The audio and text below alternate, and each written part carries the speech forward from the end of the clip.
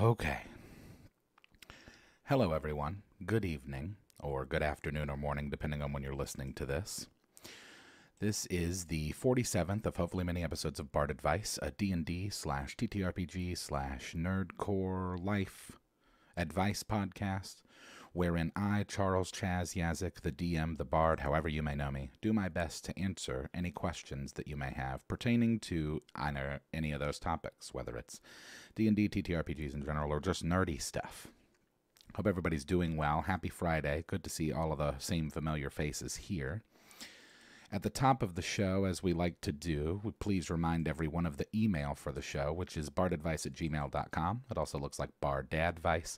Please send any questions, concerns, complaints, queries, criticisms, critiques there. Even if it's just a cool story you have about your D&D session and or party. bardadvice@gmail.com. If you want to get some merchandise, you can do so over at manshorts.com. We've got dice coming soon. Not sure of a specific date on that, but definitely soon. And if you want to contribute to anything that I'm doing musically, notably my third album, Organized Lightning, you can do so directly via PayPal, Cash App, or Venmo, all of which are Yazik, Yahzick. The album has been pushed back a little bit. I initially was going to try and get it out by tomorrow, but it looks like it's going to be a little bit further down the road. So I don't know if I want to announce the date here because I have a bad track record with doing that. So we're just going to see how it goes. Hello to everyone, all the regulars, River, Rocco, Cat Jazz. I see Amanda's in here, Avram's in here, Chris, all the Chris's. Hello. Hope everybody's having a fantastic week.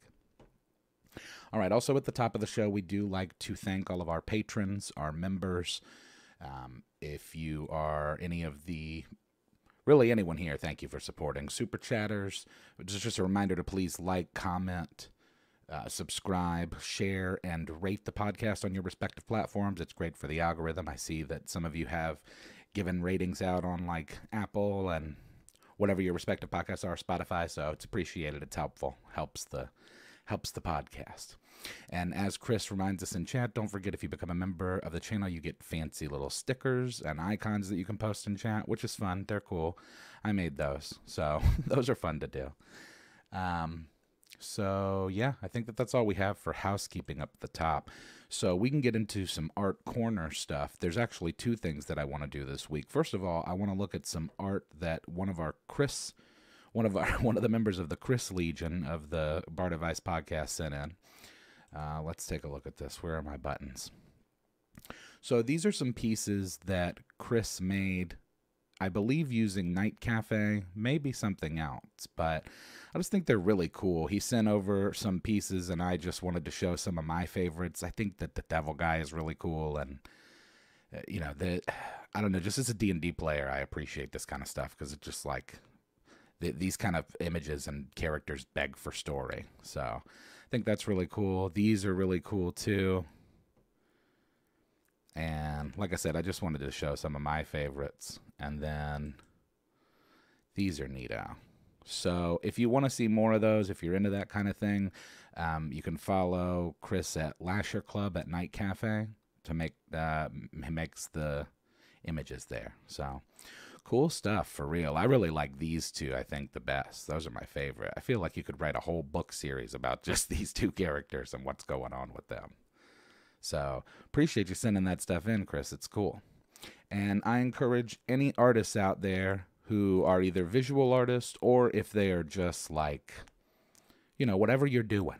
If you need to push it out there and get some people to see it, send it over. We'll take a look at it. I'm all about like promoting independent artists.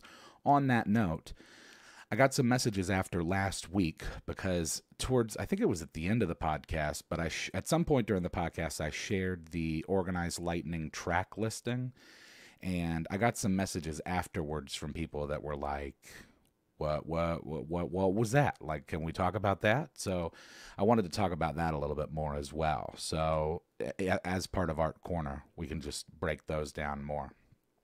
So this is the track listing for Organized Lightning. I decided on 15 songs, 5 of which have been previously released, although I've kind of made a couple of tweaks and remasters to them for the release of the actual album itself.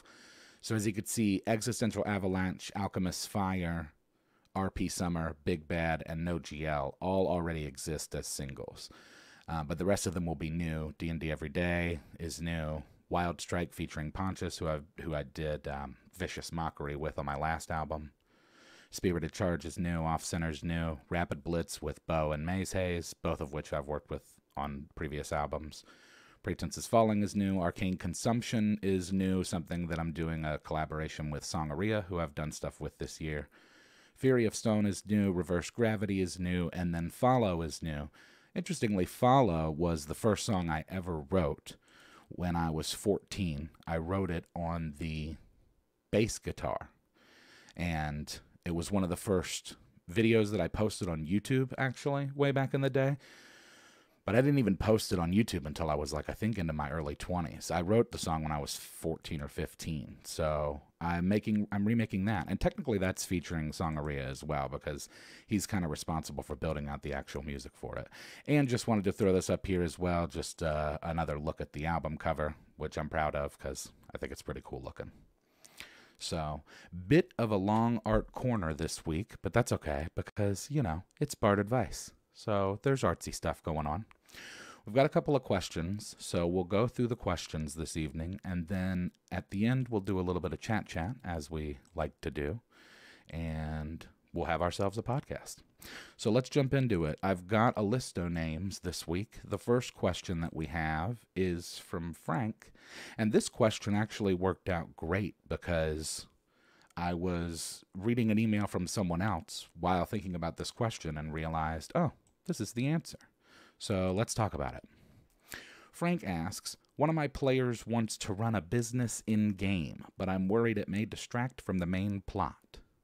How can I create a meaningful and engaging system for managing business endeavors without it overshadowing the main adventure? Well, thank you for the question, Frank. You must have somebody that's been pretty experienced in D&D if they're to a place where they're building and managing businesses in-game. Not that there's anything wrong with that, but it's like, all right, okay. So the email that I was referring to that I had received about this was somebody sent in a question about this new playtest material that D&D has been putting out, and Bean's already on top of it in the chat, the Bastions.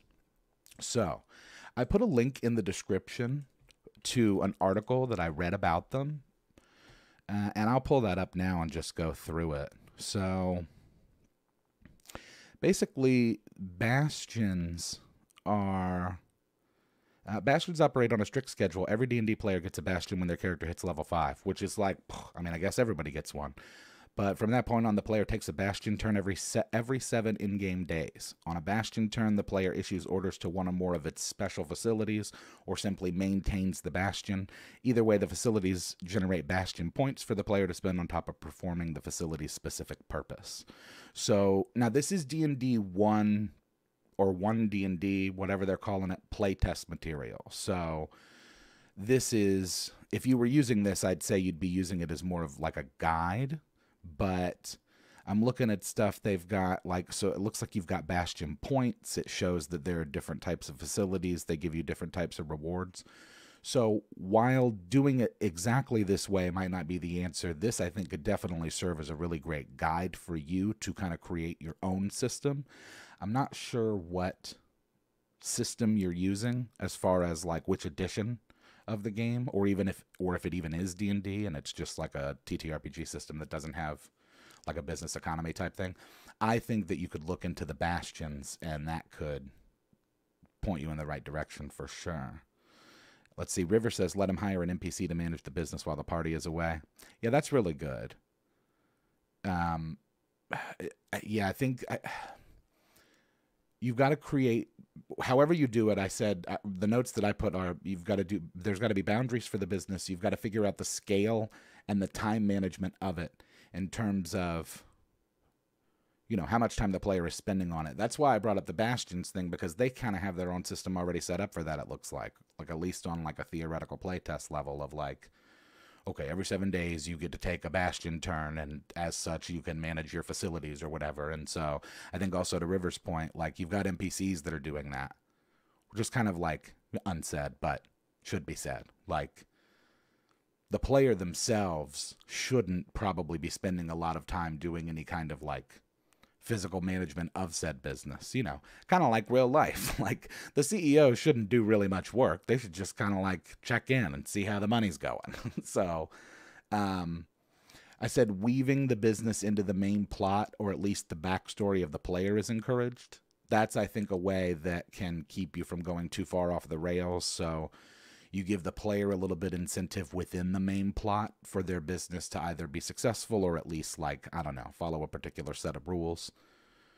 Let's see what else chat's saying. You laugh, but we own properties in our game.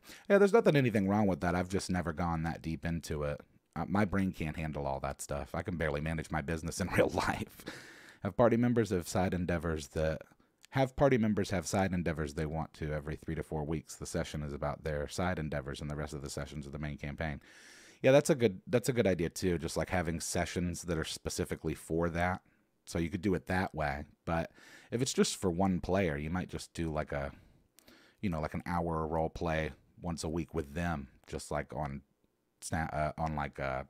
Zoom or something, Google Chat. Then once a month, have them roll to see if the business is profitable and give them a share of the profits. I normally miss these because I'm working, but thank you so much for the content. Looking forward to the new songs and really enjoy Drunk Before Noon. Oh, well, thank you, Charles.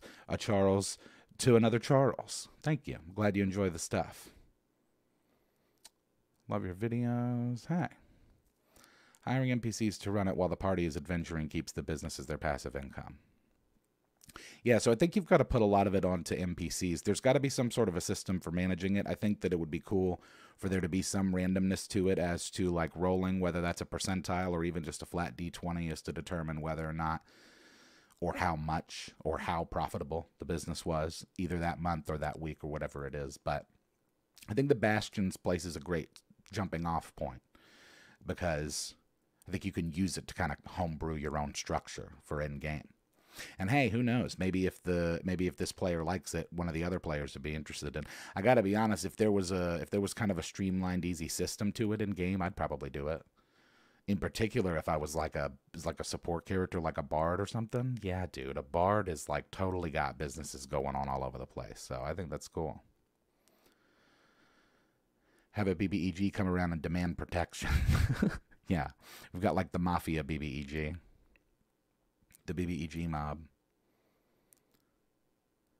3.5, the leadership features used to help with that stuff as you gain followers. Oh, yeah, I forgot. Yeah, the leadership feat. Yeah, that's a cool thing. Look into that. I don't know like I said, I don't know what system you're in, but the 3.5 leadership feat is really cool. I remember doing that because I was the captain of a ship once. Isn't that feat in Stormrack? I think it might be. Nice little business you got here. Shame if anything happens to it. Yeah, most definitely. That's a cool thing. That's a cool way to engage the player too, from a perspective of like, you know, especially if they're only like able to really check in every so often, like every other session or like, you know, once a week separate from the session. How cool for them to come back. I mean, not cool for them, but just, I mean, cool from a plot standpoint. Like, how cool for them to come back to their business. And it's like, so anyways, like your business got burned to the ground. Like this warehouse has been burned to the ground, or it's been like, you know, taken over by members of the BBEG's secret organization or whatever. And then you've got to deal with that. It's like additional stress. It's like, you're really like RPing on a different level at that point. 5e has the inspiring leader feat. I'd allow a player to roll to see if the business is profitable with that feat. Yeah, I think you can kind of intertwine the Bastion with the leadership thing. That's cool. I think you could make like a whole system for it. Roll with advantage. All right. Well, thank you for the question, Frank. I hope that there's an answer for you in there. I think there is. Check out the Bastion thing. I've linked it in the description of this YouTube video. That, I think, will be a great place for you to start. So, moving right along. Our next question this week, according to the list of names, is from Beth. Beth asks, "Hey, Bard, love the show. First time question. Since the release of Baldur's Gate 3, I've seen tons of people, including yourself, compare it to D&D, specifically 5e. Yeah. But recently, I've seen an uptick in people pointing out the differences between the two and expressing disdain for their comparison. What are your thoughts? Also, my party and I are looking forward to Organized Lightning and any other music projects of yours. Well, thank you for the question, Beth.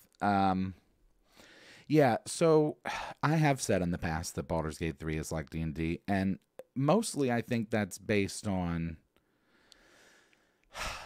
Mostly I think that that's based upon just like it being the closest thing to it. I mean, obviously it's not one-for-one, one-to-one as to the rules, or they would just call it D&D. I will say that, you know, it's like, of course, it's not exactly the same, because it's not. They're different things, but it's as close as you're going to get. I mean, Baldur's Gate 3 is certainly a lot more like D&D than, like, I don't know, the Dark Souls, you know? Like, maybe that's a bad example, but you know what I mean? Like, it's not as if they're comparing it to, like, Grand Theft Auto. It's pretty close. You know, there's different stuff.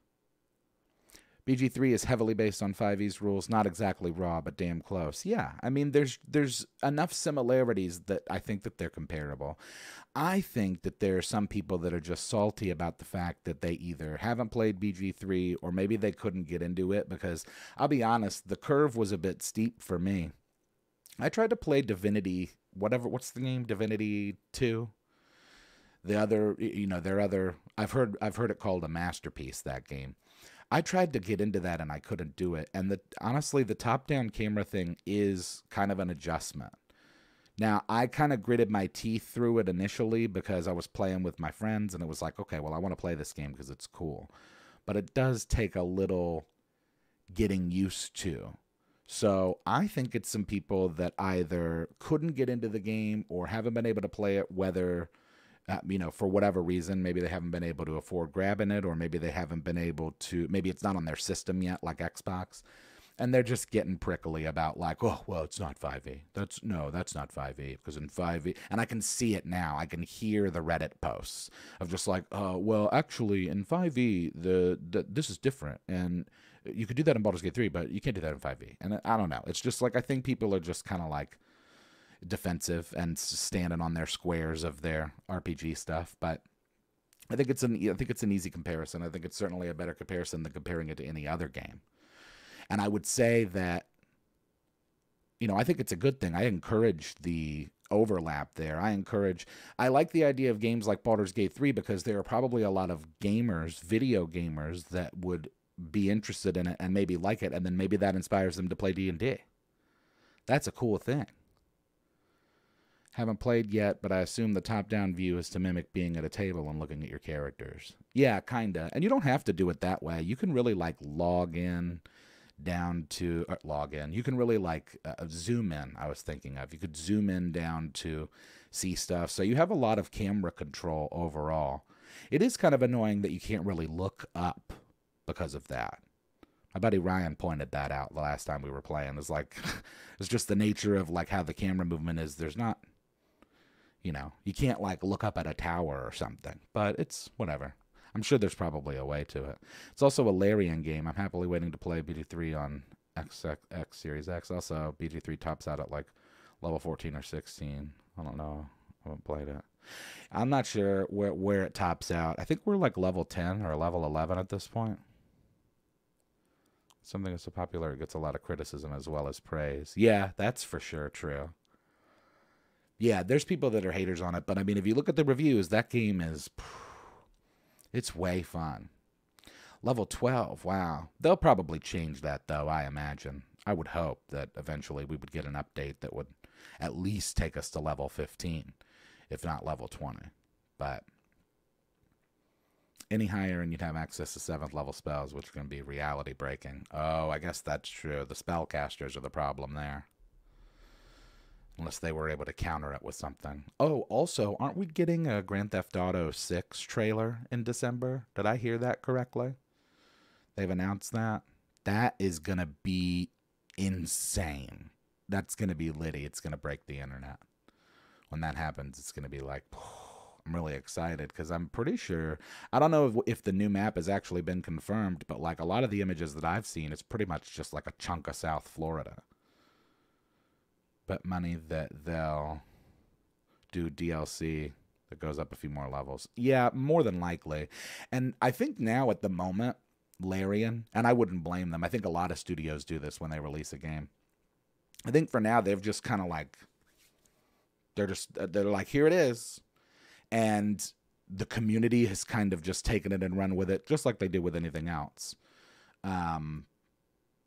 So they're going to make a bunch of mods and stuff like racial, like do it. I saw there's like a racial mod that allows you to be like upwards of like 50 or 70 different races or something crazy. You could be like a minotaur or a turtle or whatever you want to be. That stuff, I think eventually, once it's kind of like perfected, if I'm Larian, I'm just like buying that stuff. So I'm just like waiting for the dude to get everything like great how it is. And then it's just like, oh, cool. We'll just throw that in as the store. We'll just do it as some DLC. I hope they do add expansions and raise the level cap. They've already omitted a bunch of low-level spells. May as well do the same for the reality-breaking high-level ones, too. Yeah, they could do it that way, too, if they wanted, where it's just like you get a couple of extra levels, but it doesn't get too crazy. GTA 6 isn't too far off. Yeah, it's like 24, right? So it's coming. The game doesn't need Clone Wish or Power Word Kill.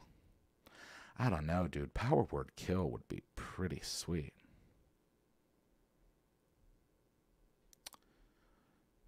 They may have called it Gods.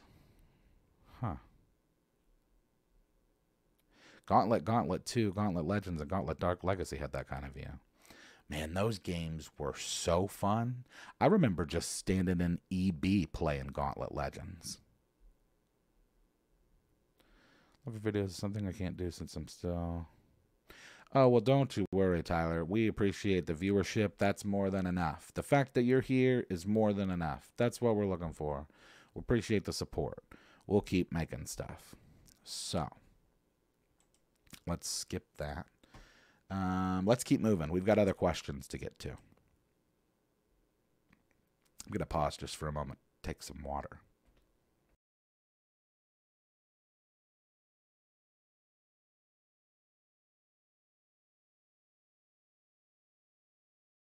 Okay, we're back. So, the next question, according to the list of names, is from Christian, which is almost Chris, kind of Chris, but it's Christian. Christian asks, hello, my current party of 6 is split right in the middle, with 3 of them not RPing at all, and the other 3 wanting to RP. Any tips on how to balance this out? Some conversations have been really awkward and difficult to develop. Thank you for the question, Christian. I can imagine that it's been difficult to develop stuff if you've got 3 people that don't really care about RP.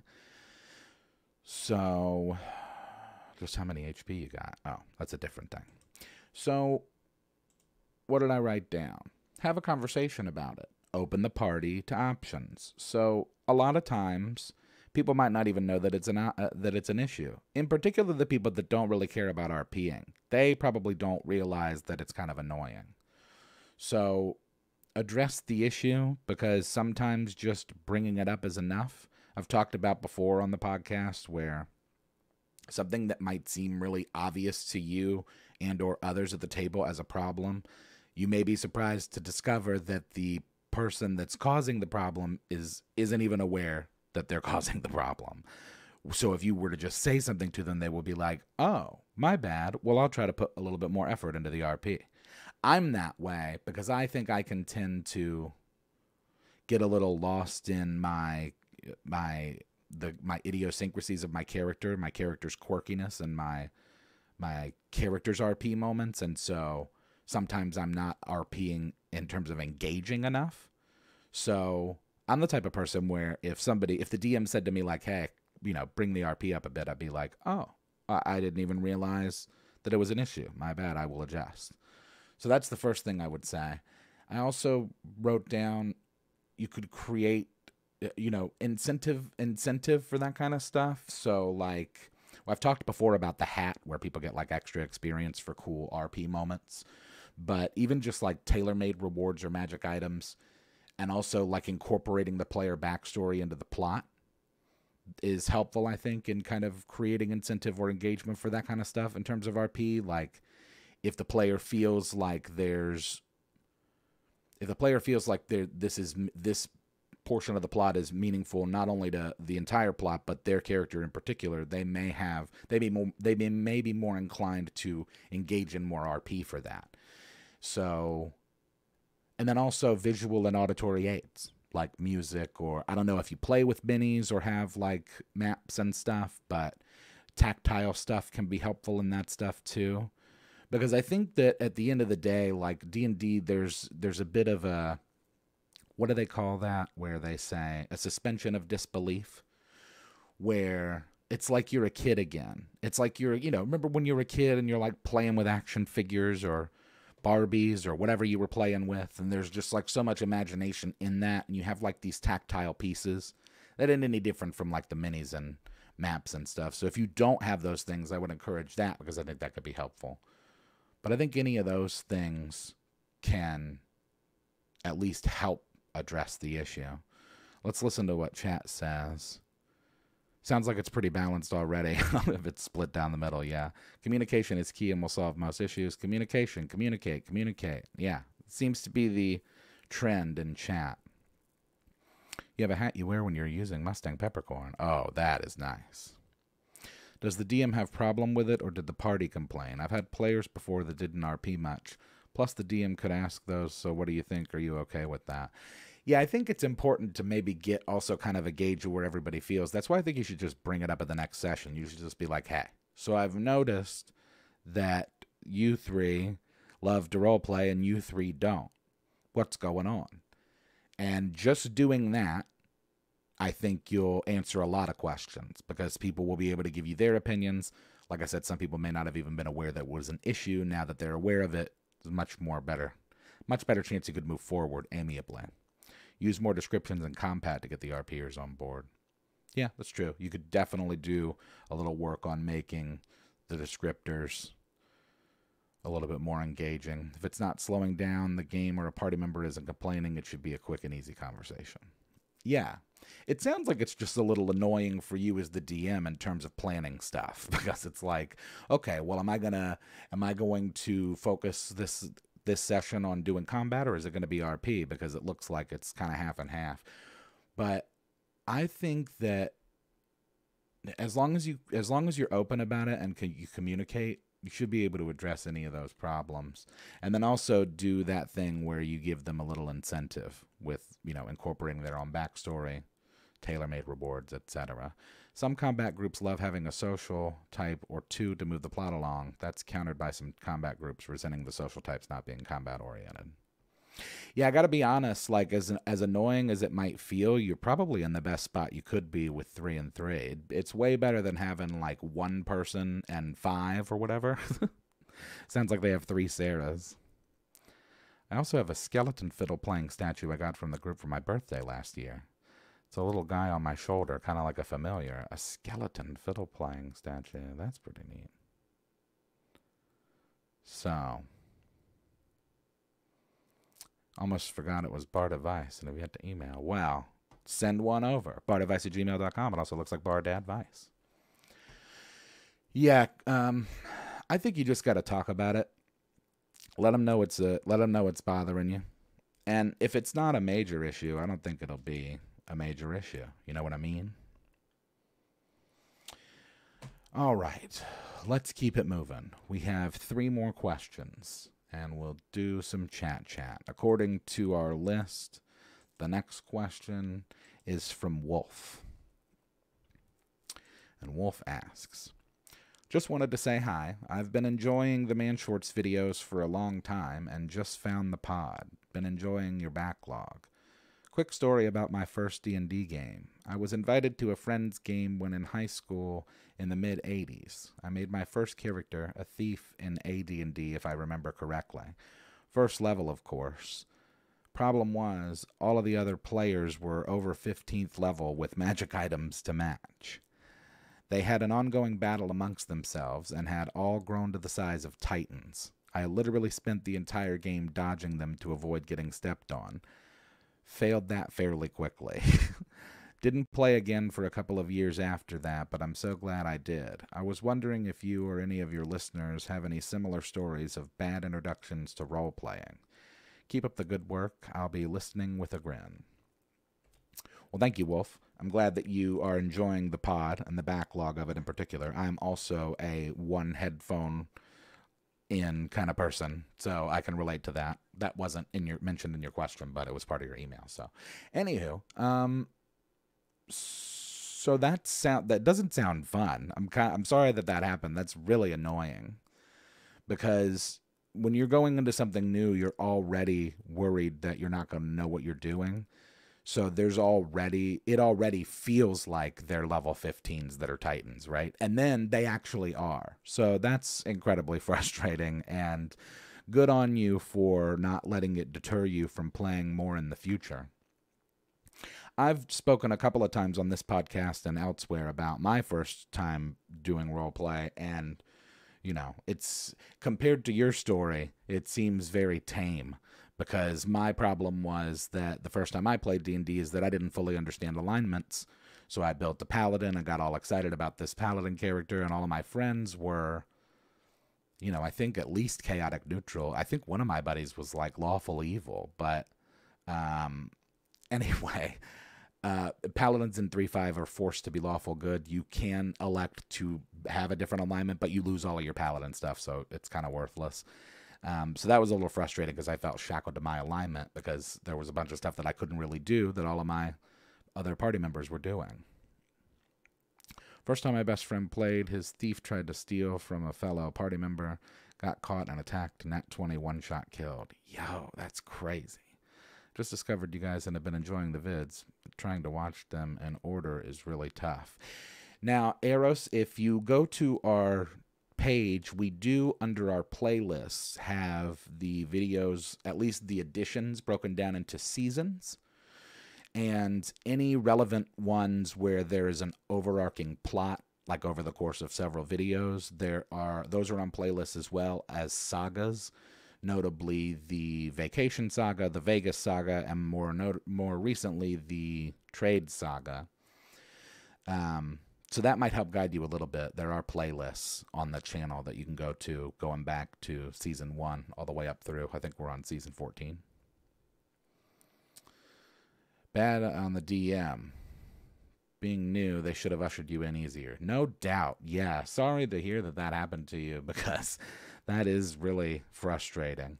I don't have any players like that. I don't have any real stories that are that bad, but it's pretty tough. But I'm glad that, like I said, I'm glad that you didn't prevent it from you playing in the future, because RP is really fun.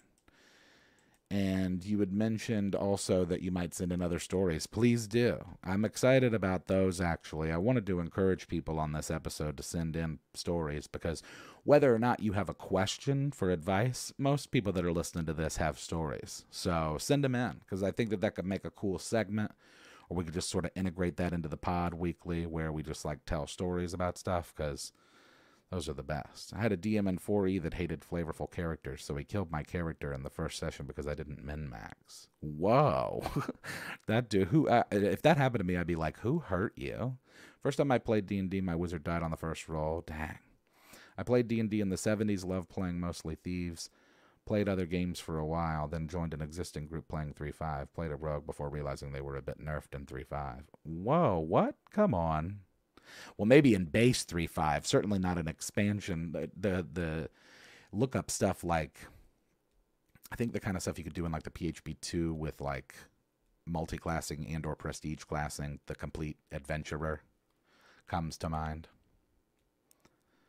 My next character I min-maxed, he regretted that. Yeah, I don't know. I've never heard in my life of a D&D, of a DM being upset that the player didn't min-max.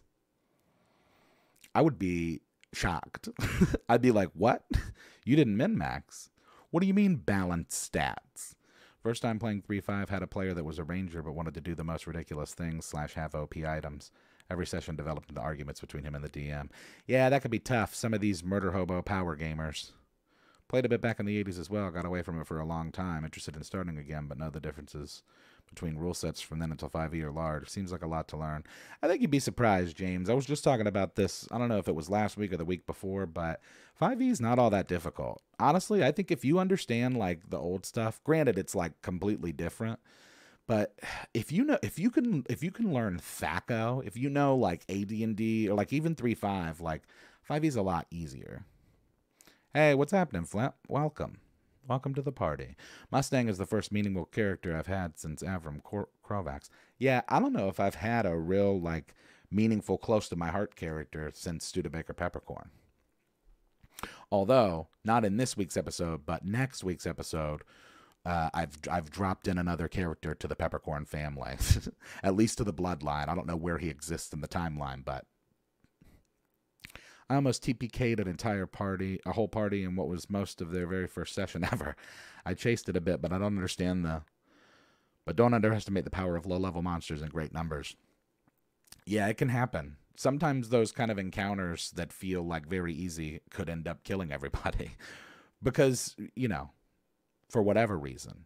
You don't know. You got like a level 3 goblin and you're like, oh, this will be easy, and then you crit on their wizard and it's like, oh, well, we're in a sticky situation here. I jumped from AD&D into 5e. Others in the party will help you too.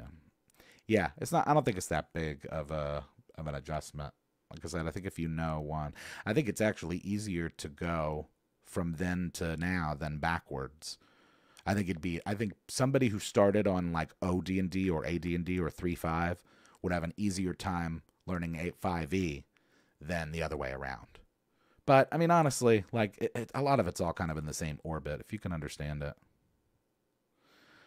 I sent a question a few episodes ago about being a 35-player ant wanting to run a 5e one-shot. Still haven't run the one-shot, but I flipped to the PHP, and I don't know why I was worried. Oh, yeah, I think I remember that question. THACO was hell, and yet for some reason I left it. Yeah.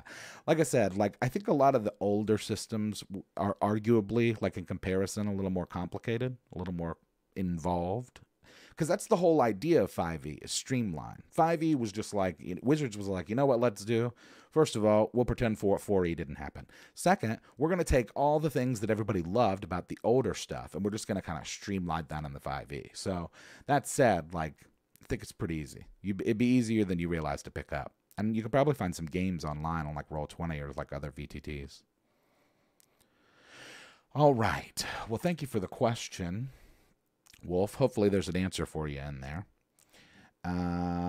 What else do we got? Who's next on the list? Where's the list of names? Austin? Oh, yeah, this one's about AI. All right, so this next question is from Austin. And Austin asks, hello, Charles. First time sending in a question, and I hope it's not too macabre. Recently, a man tragically lost his life in an accident with a robotic machine inside of a factory. You often speak about AI. How do you think this incident and others like it is going to have an effect on the implementation of AI in general commerce? Thanks. Well, thank you for the question, Austin. The short answer, I believe, is that it's going to make it more expensive, only because, obviously it's a tragedy what happened. It's sad. It's, very sad what happened to that gentleman, and what I'm sure has happened to many others before. I think we're going to see a bit of an uptick of that kind of stuff across the board as we get more and more AI implementation. And I think that just like statistically speaking, the more of it that there is, the more of those unfortunate incidents we're going to see. As far as how it's going to affect like the implementation of AI in general commerce, I don't think it's going to do anything like slow it down.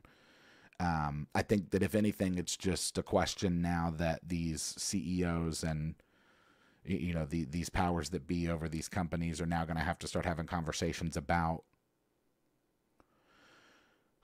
risk management when it comes to that kind of stuff. And you know, they've got the AI, they've got the robots that are walking around in the Amazon. They've always had the ones that are like the squares on wheels, right? The little, what do you call it? I guess it's a cube. It's like the little rectangular cubes that house all of the stuff and move around on the wheels and stuff. They've had those.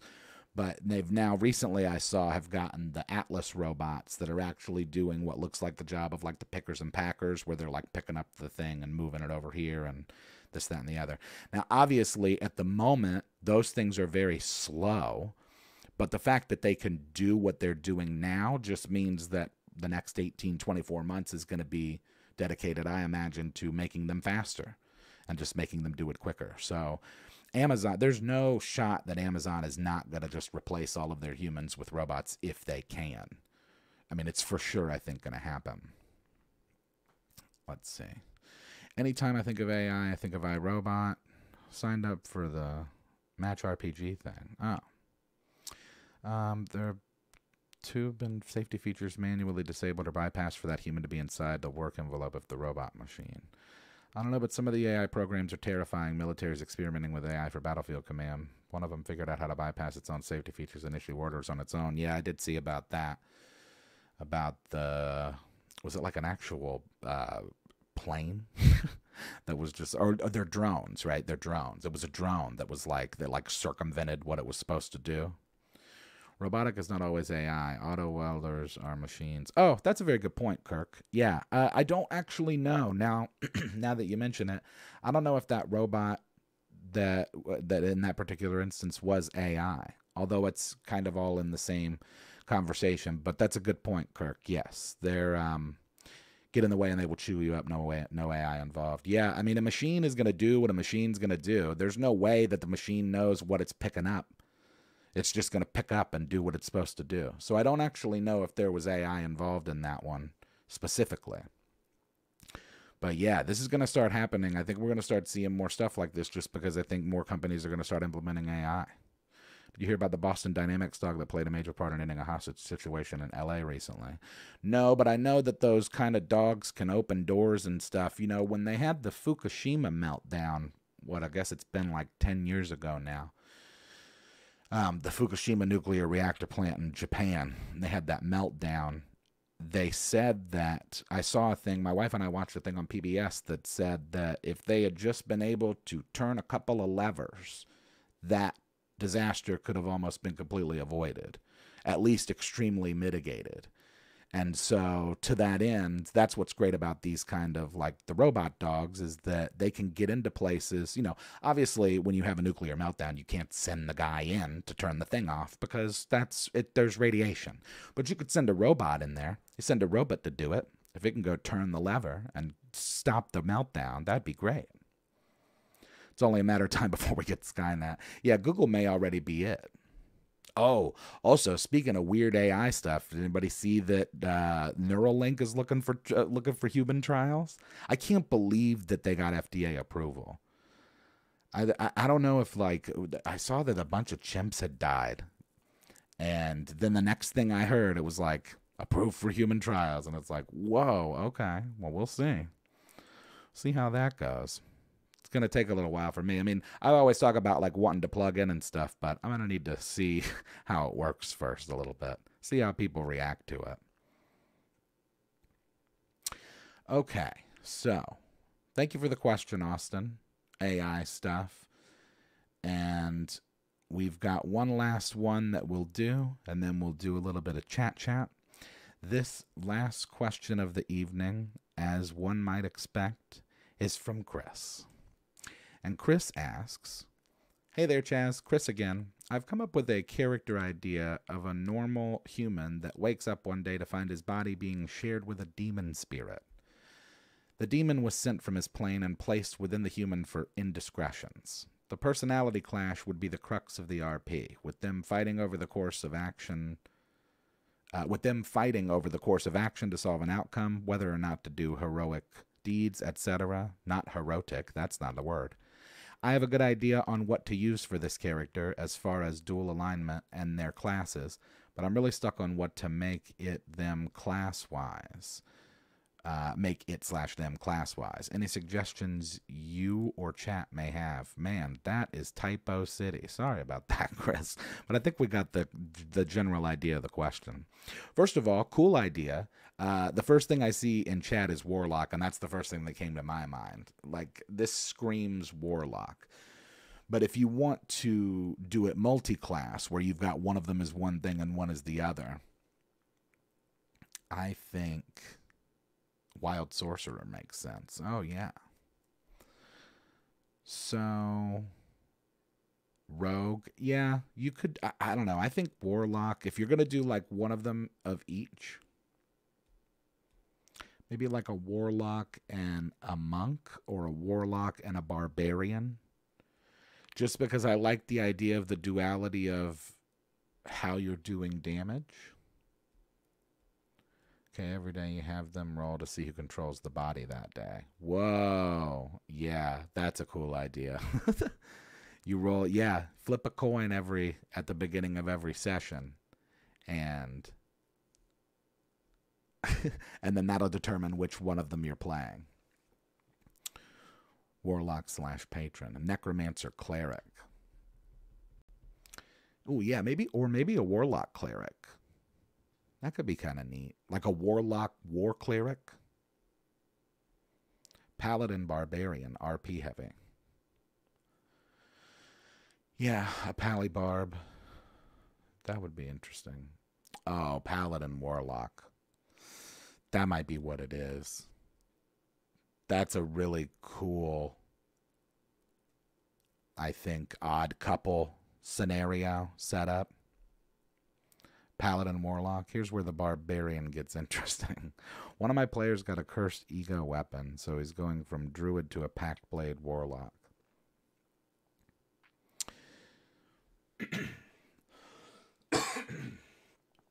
Oh, jeez. A turtle/squirrel. Hold on now. Bladelock, Hexblade, and Eldritch Knight Fighter.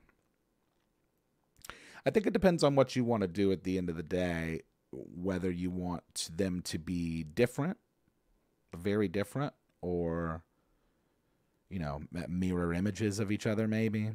So something like that Flint mentioned, like a Bladelock, Hexblade, and then an Eldritch Knight Fighter. Like, those are kind of same floor, different elevators.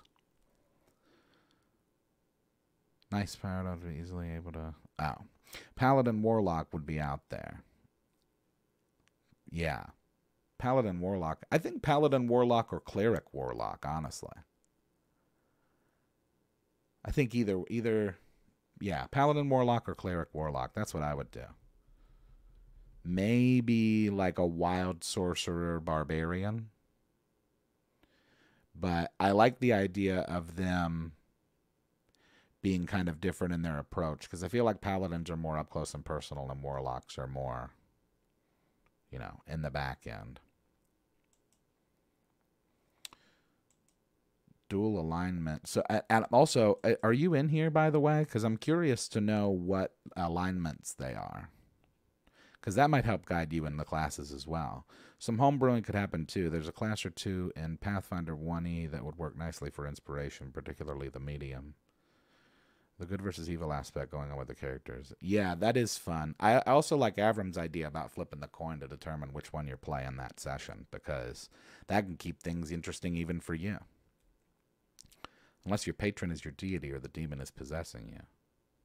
I'm not sure. It says that it seems like they're kind of, it's like they're both occupying the same body and they have to deal with it. The human would be lawful good, demon obviously chaotic evil.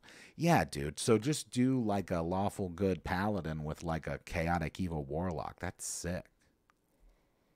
That's way cool. And then the paladin, like all the decisions that the paladin makes, has to deal with. What an interesting concept. You've got the paladin who's like, and they're kind of trying to stop one another too, I imagine. Man, what if you had a whole party like that? That would be insane. If you had like a whole party of people that were like that, somebody that was like a paladin warlock, and then somebody that was like a sorcerer, like a lawful good sorcerer and an evil barbarian. and then somebody that was like a lawful good cleric versus like an evil wizard. Heads your paladin today. Heads your paladin, tails you're a warlock. Deity versus patron.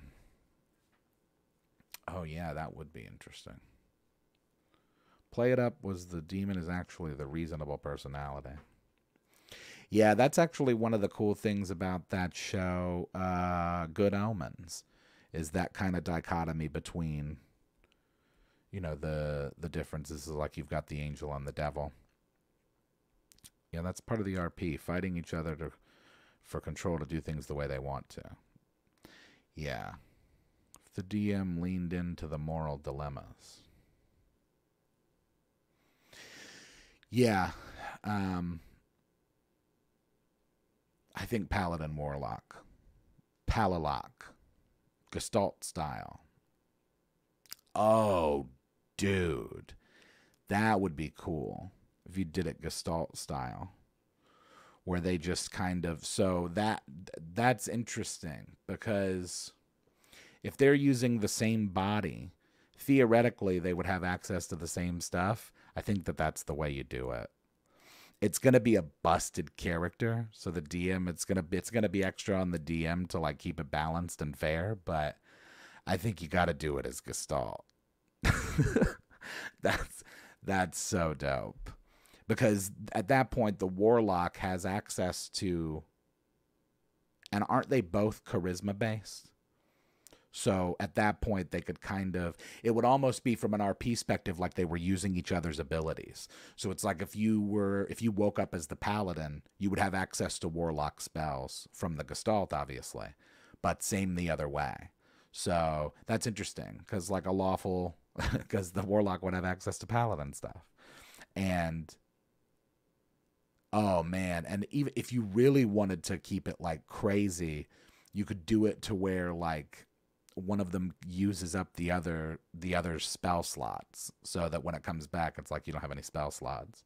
You got to figure out how to long rest or get them back or something. But I don't think there will be a Good Omen season 3 with David Tennant going back as the Doctor in the next series of Doctor Who. Oh yeah, I heard he is coming back. Man, I love me some David Tennant. That guy's awesome. Would their stats change depending on who's in charge? Ooh, that's interesting. Ooh, I like that. Would their ability scores change? Yeah, maybe. You know, what comes to mind is that movie Split. Is that what it's called? The second of the Unbreakable trilogy? Split, right? With the guy that's like has the multiple personality thing going on. He actually, like, when he changes, he actually kind of like physically changes. So there's something to that, maybe. Maybe the warlock is primarily like charisma and dexterity, whereas the paladin's primarily like charisma and constitution or something. That's how I do it. Some racial bonuses because the physical body is the same, but the mind is different. All of everything, just hoping the warlock comes out this time. Make it where they don't know about each other. One day wakes up and is a paladin and doesn't understand why they did all the evil stuff and vice versa. Yeah, that's interesting too. Like if from the beginning they weren't really kind of necessarily aware. It was almost like a werewolf thing. Werewolf paladin.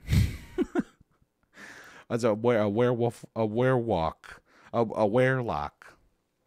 Oh man, what are we even talking about? Yu Yu Hakusho. Yeah, I do think that is a cool idea, Puffy Cheeto, them not knowing. At least in the beginning. Because that can be part of the plot, is them kind of like figuring out that each other exists. Man, you could, if you really wanted to, do that with a BBEG. That would be sick. You could run a whole campaign with that as the BBEG. The other half and the main personality aren't aware of each other, and they share a memory, so that when they take over, their memories of the day's events are as if they were present. And still the wizard or sorcerer shows them what they did yesterday. Yeah. All of this is great stuff. Dr. Jekyll and Mr. Hyde. By the way, another classic story that's really kind of scary, I think. And a short read. I think it's like less than 100 pages, that original book, but I would recommend people reading that. As well as The Invisible Man. That book scared the crap out of me. And I read it when I reread it when I was 30, and it scared me. You'd have to get both halves of the board of the campaign if they're joining separately, though. True. Or you could do it where they're battling with each other in their minds, and the character could try to override itself on actions with saving throws. Yeah, that's an interesting point. You could also treat it where it's like not necessarily that they're either one or the other for the day, but that it's kind of a constant struggle that might even almost work like wild magic, where you set up a chart of a percentile that says like, you know, if you roll between a 20 and there's like a 30% chance on rolling a percentile that you'll change into the other thing. That would be sick too, for it to happen like mid-battle or, mid whatever's going on. There's a lot of ways that you could go with that. I think you could build like an entire campaign around that. It's a really cool idea. It makes for great RP. One of my other players is friends with the druid personality and has been rolling with the new personality and seeing what happens. Nice. Man. Wow. That is cool stuff. Well, let's do a little chat. Hopefully you find an answer in there, Chris. I think there's a lot of great stuff in there that you can glean from that and take to make that better. It's a really cool idea. So thanks for that. What are we talking about in chat? Good things for the week. We want to start there. I'll say I've been on busy street this week. I got to tell you, I've barely had time to come up for air. I was scrambling to get this thing together in the last, 20 minutes leading up to it. But that's just kind of how I roll. You know what I mean? What else is going on? We've got, like I said, we don't have a specific date on the dice, but they're coming soon. I'd rather not say a specific date on the album. I'm shooting for 11/22. That's the plan. I was hoping to get it out on the 11th, but we had some issues. There needs to be some stuff recorded. And to be honest, I feel a little bit better about pushing it out just a little bit, just so that I can take a little more time to kind of perfect things and put them where I want them to be. So I will say that a good thing of the week is that I've gotten a lot of work done. Let's see. Mine was having my art on the pod. Oh, yeah, of course, Chris. It's cool stuff. Looking forward to Thanksgiving with family. Yes, definitely. That's right around the corner. Turkey Day. More book recommendations. Like a great RP idea for a character. Paint a picture to keep an individual youthful as long as he never looks at the picture. Oh, yeah, like Dorian Gray. That'd be sweet to implement into a D&D. Pod. Finished haunt season and got a bonus check. Nice. Ohio legalized recreational cannabis. I saw that. Crazy. I don't know if it'll ever happen in Florida, but good for y'all. Yates Cup tomorrow. Laurier at Western. Go Stangs. Not familiar, but best to you and your team. Oh, speaking of which, if we're just talking about chat and good things, you know what else we could talk about that's good things going on? The Jags are 6-2. Oh, man. Leading the division handedly. Doing well. Now, I am a little concerned about this weekend. Apparently, Deebo Samuel is back, so it might be a bit of a concern. But we're doing fantastic. In fact, we're doing better even than we did in our 2017 run, because I was looking at those, what do they call those? Like, look what you did. It's on Facebook, the memories.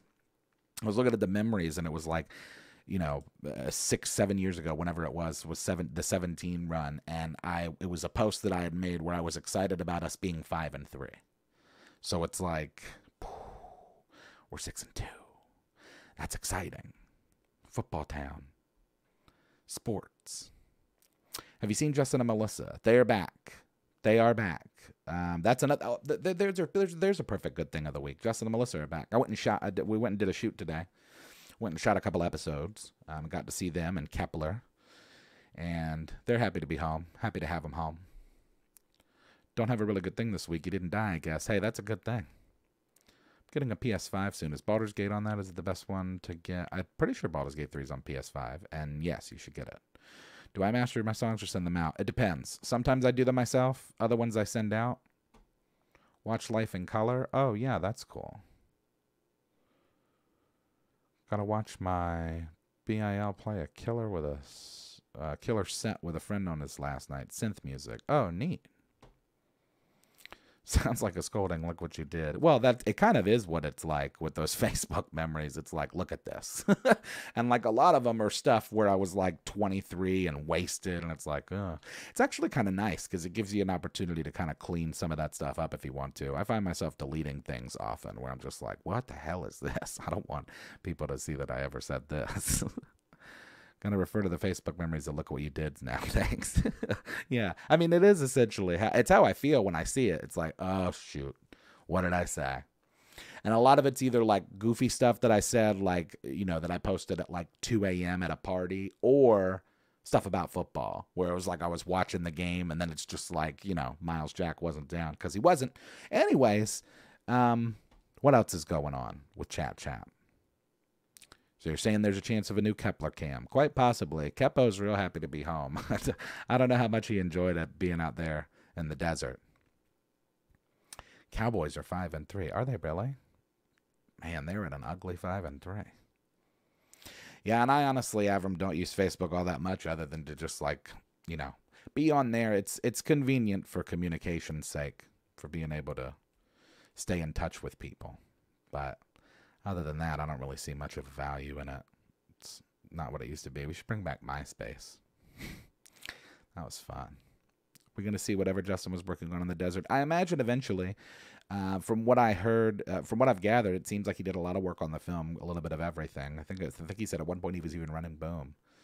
But, he did a little ADing. He did a little, I guess a little bit of whatever was required to get it done. So, we'll definitely point people at it once it comes out, if and when it comes out. Don't forget tomorrow's Veterans Day. Oh, yes, indeed. Thank a veteran for their service. I have several friends and family in the service, so thank you. It is Veterans Day tomorrow, so I appreciate it. I'm not that guy, so I appreciate the sacrifice of people who do it, who help keep me safe and, more importantly, free to just do this goofy stuff, to just be at my house and worry about making podcasts. Yeah, Justin was in Arizona for quite a while, actually, for like 6 weeks. He's shooting a film. So we've been holding down the fort here and posting the stuff out. BBEG for my campaign is a rapping beholder called the Yazik. Nice. Hoping for a TPK. You run an Army surplus store. Free Maple Leaf talks tomorrow. Sorry, I'm not totally sure what that means. But yeah, thanks to all veterans. My grandfather was in the Air Force. I've got a lot of friends in the Navy, obviously, being from Jacksonville. So it's much appreciated. Much love. Facebook did it for me. And yes, stress level dropped to nearly 0. River's heading out. All right, River. Well, we'll see you. Well, we're going to be heading out here soon, honestly. We're looking like we're getting towards the end. It's a beanie. What's a beanie? Oh, okay. Cool. Maple leaf beanies. Interesting. That's what we Yanks call a beanie. As in, like, you guys Canadian? It's a beanie with a giant koosh ball. Oh, okay. Oh, yeah. I know what that thing is. Yeah. I know what you mean. All right. Well, here we are at the end again, gang. I don't know how we did it. These episodes seem to go by quicker every time. I feel like there's so much tension for me leading up to them. And then I get towards the end of it and it's like, oh, man, how did we get here? How are we already here at the end? I'd like to thank everybody for hanging around, coming and joining us weekly.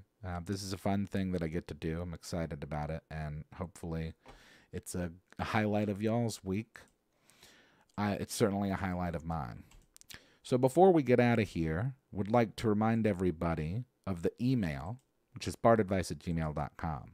So please send any questions, concerns, criticisms, complaints, queries, critiques, stories that you have about your D&D party. And even if it's like an advice question or just a general wondering that maybe doesn't necessarily have anything to do with D&D, but is just like within the orbit of like nerd stuff, send it over, bardadvice@gmail.com. If you want any merch, you can pick that up at manshorts.com. Like I said, dice are coming soon, so keep your eyes up for that.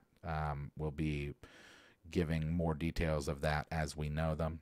And then if you'd like to contribute to anything that I am doing musically, notably my third album, Organized Lightning, you can do so directly via PayPal, Cash App, or Venmo, all of which are Yazik, Y-A-H-Z-I-C-K. Thank you again to all of our patrons, our members, our super chatters. Please like, comment, subscribe, share, and rate the podcast on your respective platform. We are indeed almost to episode 50. I can't believe it. This is 47 of hopefully many. So, we're only a couple of weeks away from 50. And to be honest, I think that it's either this week or next week that is technically a year. Although last year we missed a couple of weeks. We missed a couple episodes. So it doesn't look like it. But we're approaching, I think, a year that we've been doing this show anyway. So much love to all the bar dads and bar dads out there for keeping this show going. Hope to see everybody next week. We will be back same Bard time, same Bard channel, 10 p.m. Eastern Standard Time on Friday on the Man Shorts YouTube channel. The audio for this podcast will be available tomorrow at 12 p.m. noon Eastern Standard Time. Thanks again for everybody hanging out. I hope that you have a fantastic weekend and a better week, and we will see you next time.